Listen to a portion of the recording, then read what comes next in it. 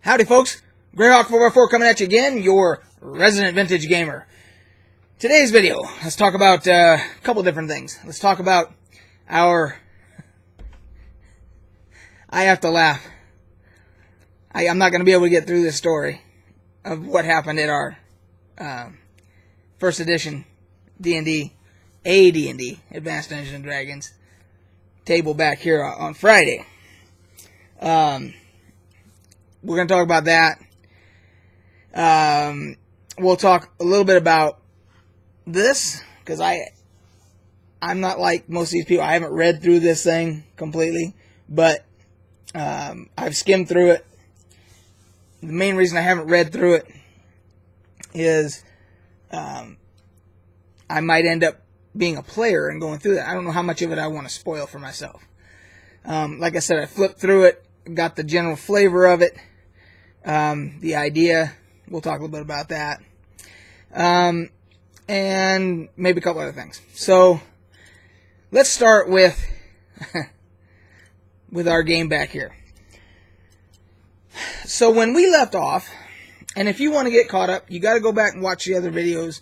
Each video, every vlog I do, I talk a little bit about our campaign. So you can go back the last 4 or 5 and start watching them. You get caught up pretty quick if you want to get caught up on the story.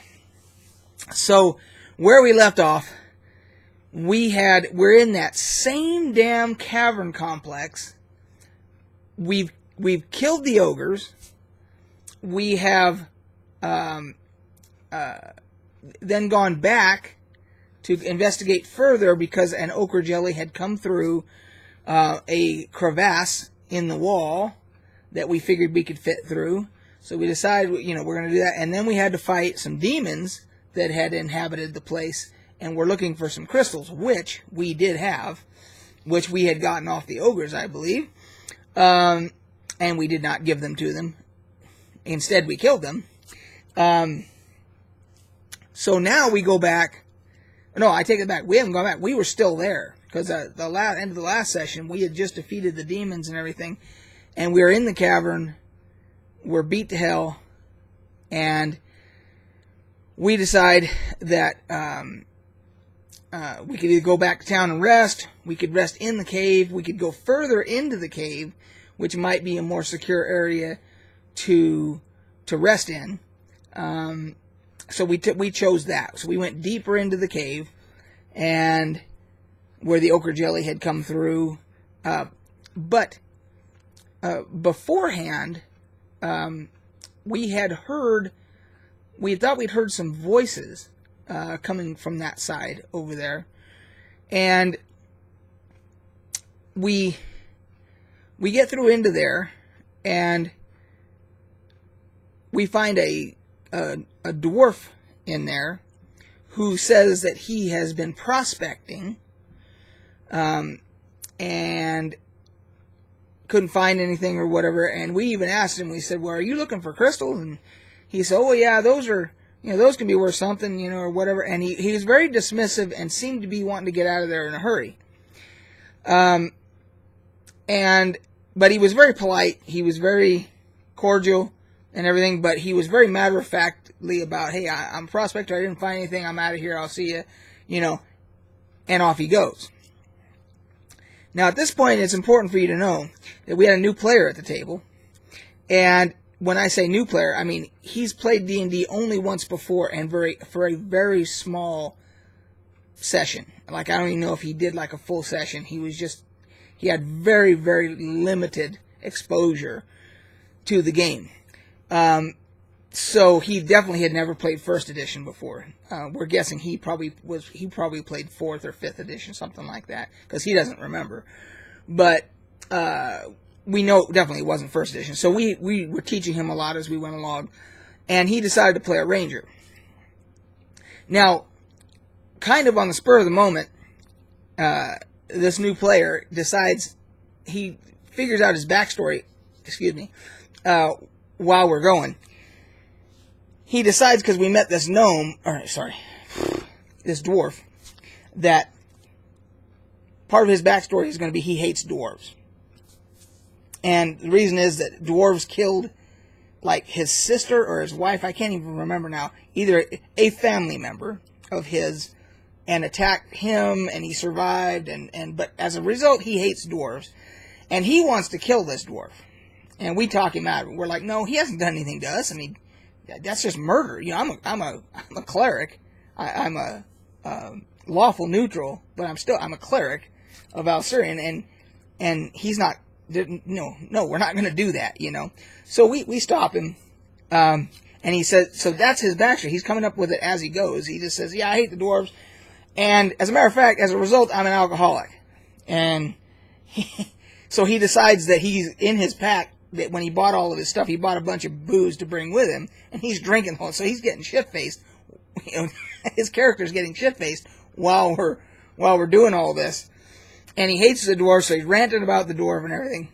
So he's coming up with this as we go, which is kind of cool. It adds a lot of flavor to the game. And so we decide that after the dwarf leaves, that we decide to rest there. So we try to rest, but I can hear something on the at the opposite end of where we came in through that crevasse. There's another crevasse, another crack in the wall, and I can hear something coming from there. And I'm like, oh my God, now what? You know? So I wake up one of my party members, or two of them, I can't remember. I didn't wake up everybody, and I'm like, hey, come over here and listen to this, you know? And we listen to it, and we decide, you know, oh, it's nothing, you know, let's go back to sleep or whatever. And we decided that our other ranger, our female ranger, she has a great big dog. And this is not an ordinary dog. This is some type of dog from this realm that continues to grow in size. Right now it's like the size of a small bear. I mean, it's a giant dog. And it eats just enormous amounts of food and just keeps growing. So anyway, we decide that, and by the way, the dog's name is Mouse, of course. So we decide, well, what if can you have your dog just lay in front of this other crevasse here, this other crack, and alert us if anybody tries to come through or whatever? And she's like, sure, why not? So we're like, great. So I finish my watch and decide that I'm going to go to bed or something, and because I'm the clerk, I got to get my spells back.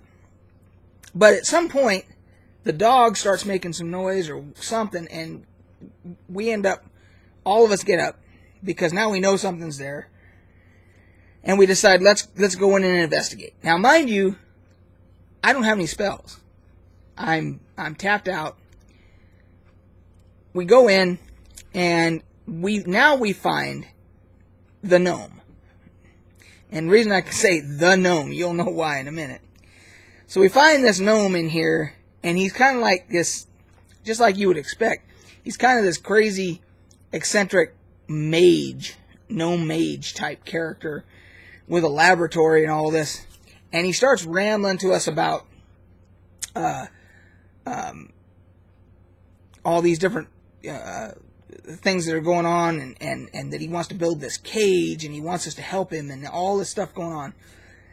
And we're like, whoa, what are you rambling about? You know, it's like, well, is there, you know, what's in it for us? That type of thing. And he's like, well, you know, I can reward you guys, but you guys got to help me, you know, build my cage first. I'm doing this experiment and everything. And we're thinking about it. We're like, well, how hard can that be? You know, help him build a cage, you know? And, but it doesn't dawn on us until halfway through this that either the dwarf was lying or he was lying, because we asked both of them independently if they you know, knew each other, and the dwarf said he wasn't talking to anybody. He said, you guys are imagining. I wasn't talking to nobody or whatever. But the gnome is saying, well, yeah, I knew that dwarf. Yeah. You know, or he very nonchalantly, he's like, yeah, you know, I knew him. You saw him? Okay, no problem. You know, like it was no big deal, right? So somewhere the dwarf and the gnome, there's some bullshit going on, because the dwarf outright lied to us. Now we don't know, okay, what's the gnome not telling us? How is this dwarf involved? Why did he leave? Why did he lie to us that he was talking to this gnome. What's happening here, you know? But we decide that we're going to help him.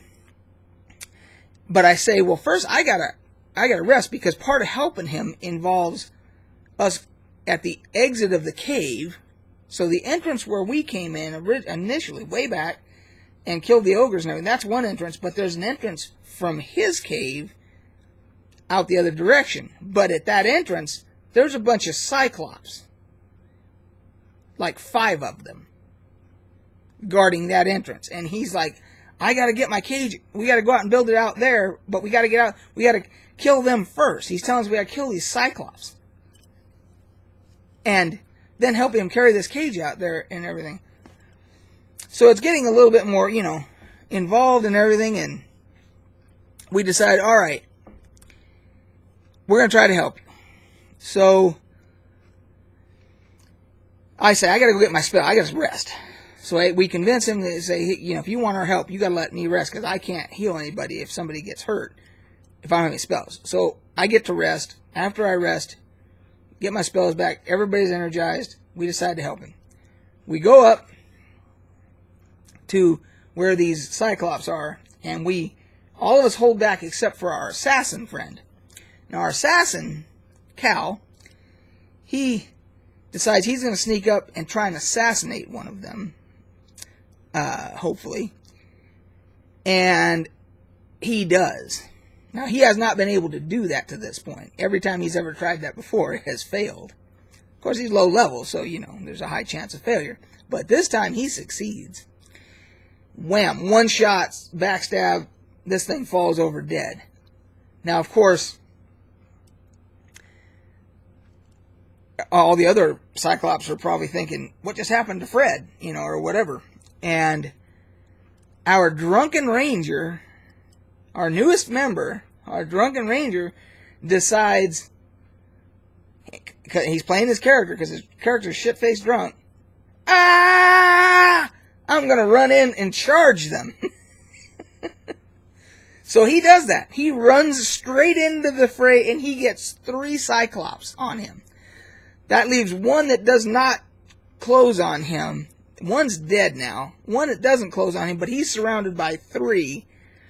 And, of course, they all get to attack. And they thump his ass pretty hard. It doesn't kill him, but they thump his ass pretty hard.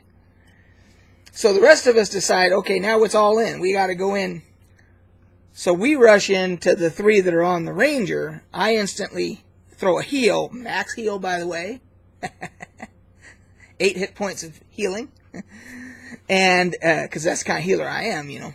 And the assassin decides that he rolled again to see if he stayed concealed, you know, hide in shadows, move silently, all that.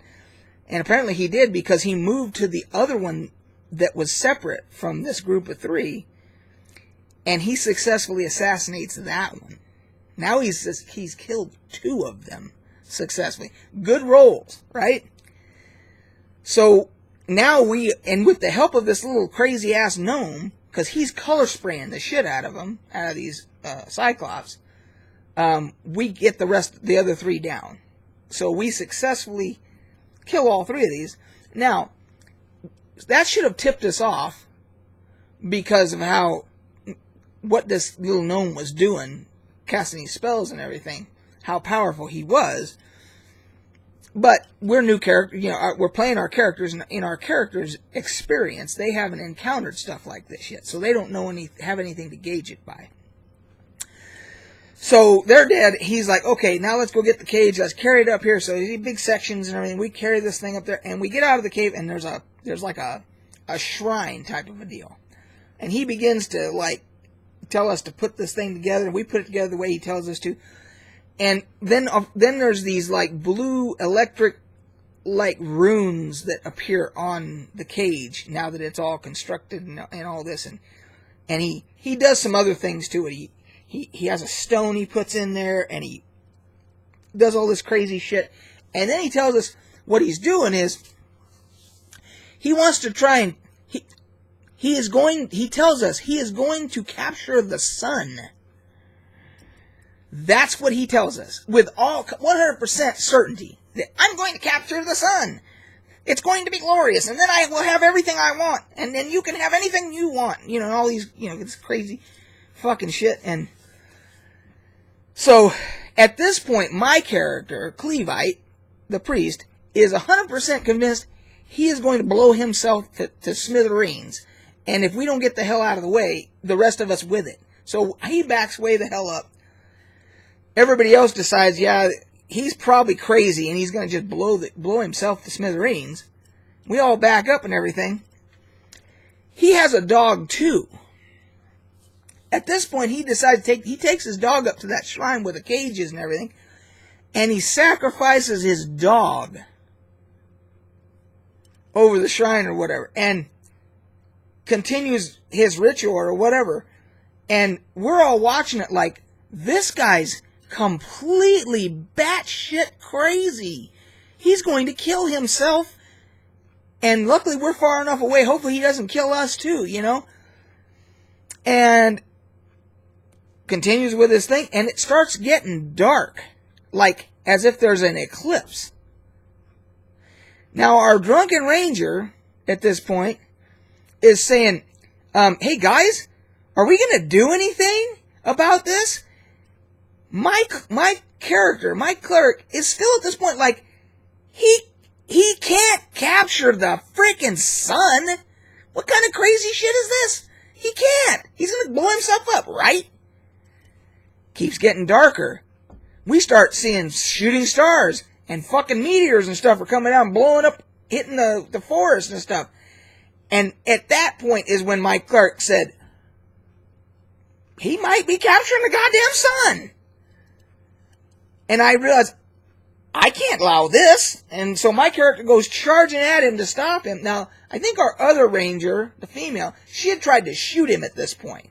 Just before I had my epiphany. She tried to shoot him.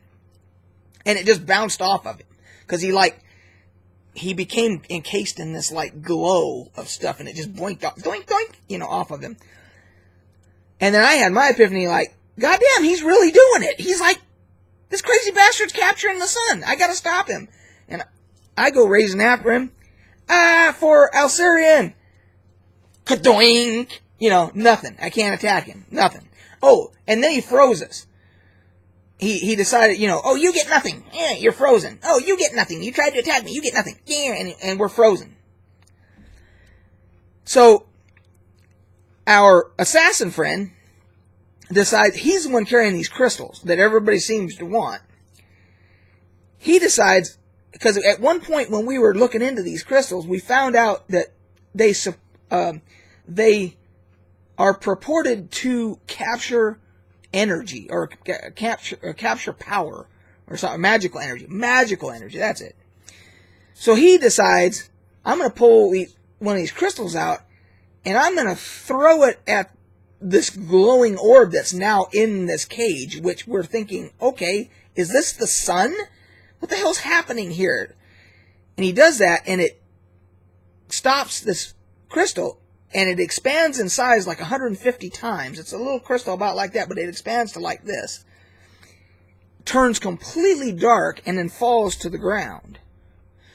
So the assassin at this point decides he's going to go over and try and pick it up. And when he does, he's frozen.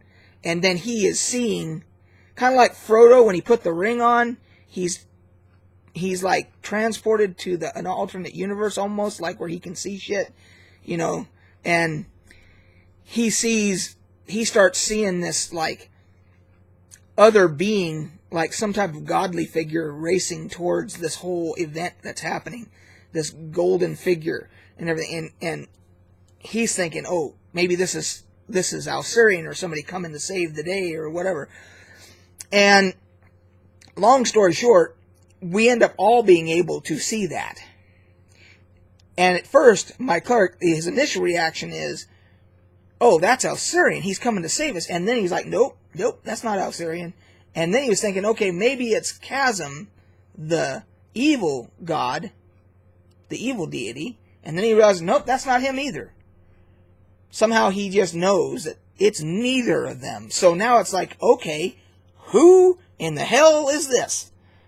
deity that we're assuming it's a deity, the way it's moving and the way it looks and everything.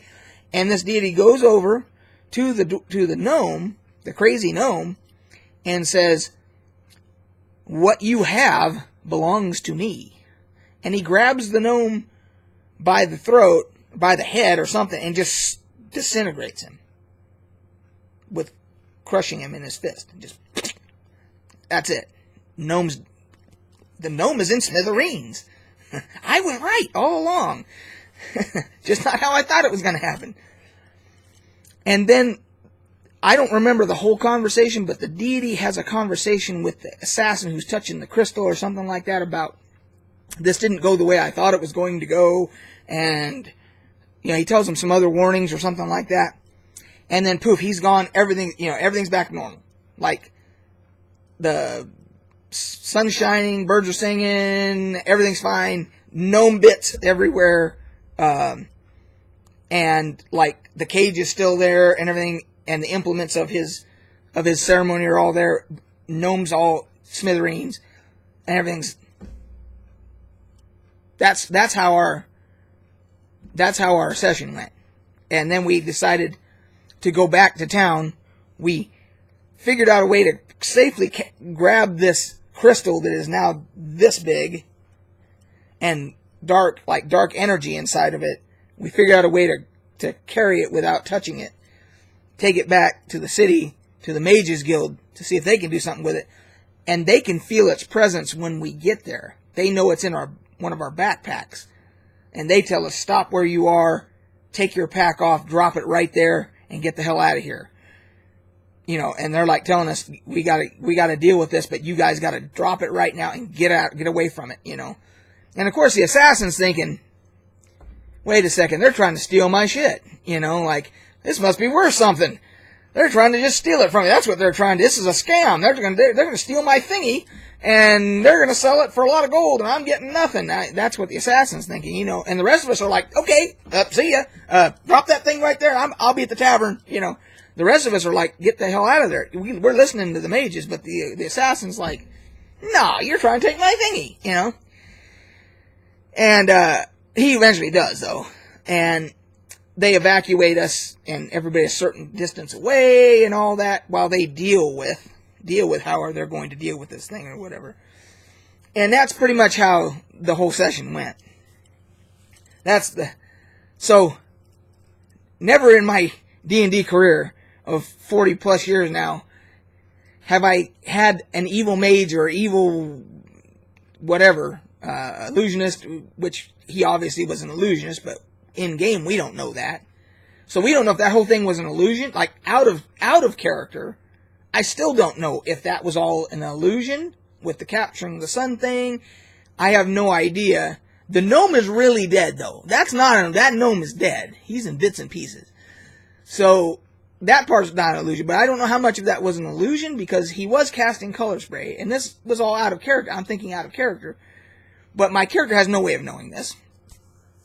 So that's how we ended up. We now have a ranger, an alcoholic ranger with a vengeance towards seeking vengeance against dwarves, and we have there was a gnome that's now dead that was trying to capture the sun, apparently, and some unknown deity that intervened, and we don't know if they were good or evil. We don't know. So that's where we're at. That went a lot longer than I thought it was. 24 minutes. If any of you made it this far, thank you. So this Friday we'll continue, and there'll be another chapter to talk about. But real quick on this again, what I gathered from it is this is a chapter in the Baldur's Gate story where you go to hell. You go to the plane of hell. One of the planes of hell, it looks like. And for I don't know what reason I did. Again, I skimmed through it. I did not want to read too much into it. I didn't want to spoil anything if Jonathan ends it, because he's our 5th edition DM. If he ends up wanting to run this, I don't want to spoil it for all of any of us. So, but I did get this too. I got the dice and miscellany, which is kind of cool. I think on the next video I'll just do an unboxing of it.